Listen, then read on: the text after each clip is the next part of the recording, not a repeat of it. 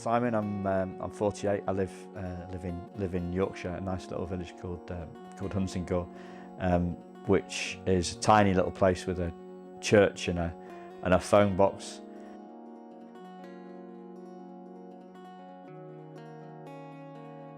I come from a fairly comfortable middle-class kind of background, and one of the things that makes me slightly different is that I'm actually adopted. I was adopted at 5 weeks old. I grew up feeling that that wasn't a problem for me, the fact that I was adopted. It never kind of crossed my mind to go looking for my birth mother or trying to track anything down to the history. And I didn't have a challenge with that at all.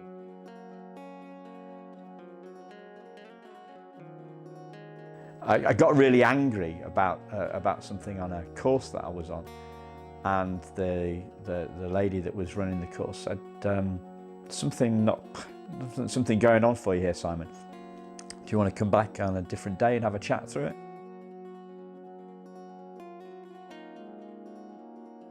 I just found out that the teddy bear that I'd had from being for as long as I could remember, I just found out at the age of 40 that it was the teddy bear was a present from a birth mum, and this was a bit of a it was kind of a shock, really.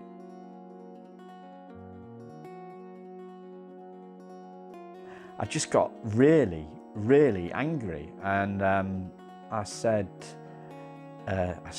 shouted something like, she didn't love me enough to keep me, but at least she gave me an effing teddy bear. It's some effing consolation prize.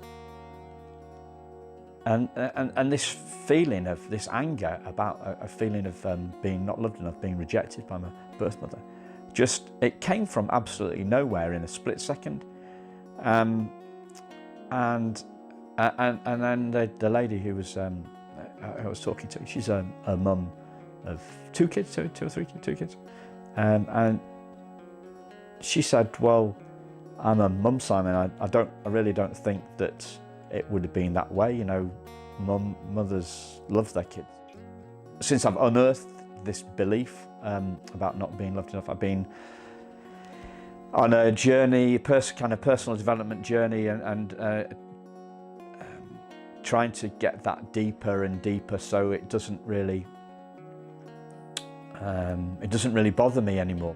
The fact that she got me that teddy bear kind of shows to me that that she did love me. And when I watch Long Lost Families on TV and hear the stories, I'm just in floods of tears of the mothers and what they went through.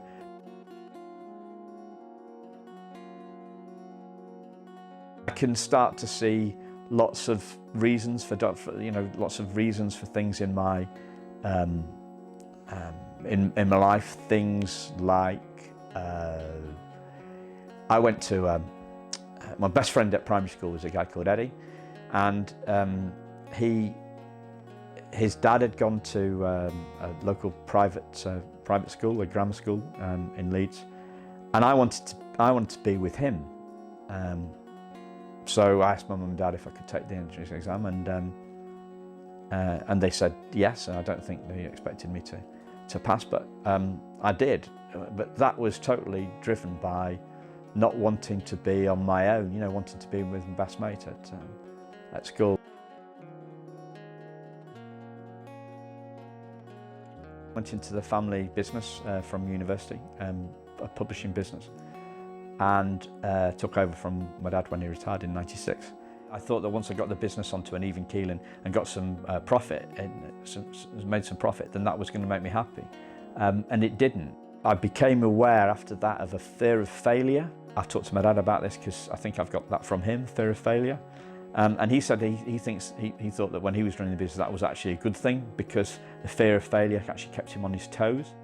Well, if we're worried about failure all the time, then we're not enjoying our lives, are we? I got out of that business 4 years ago because it just got too hard for me. We had a product that was passed its sell-by, if you like, but I survived. Ironically, that taught me that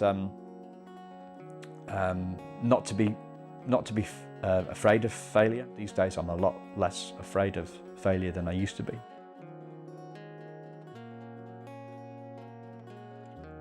July 2013, woke up one morning with an idea of doing a kids book. So I've created this character called Jack Cherry. He's got this invention called the juicer. Feelings come from thoughts, like juice comes from fruit. The lid on the juicer is basically ignoring what people say to you. And degunking the juicer is about getting rid of those nasty beliefs. Funnily enough, the kids get this far easier than an adult. How the world is all about feelings, and we don't have to wait for things to happen.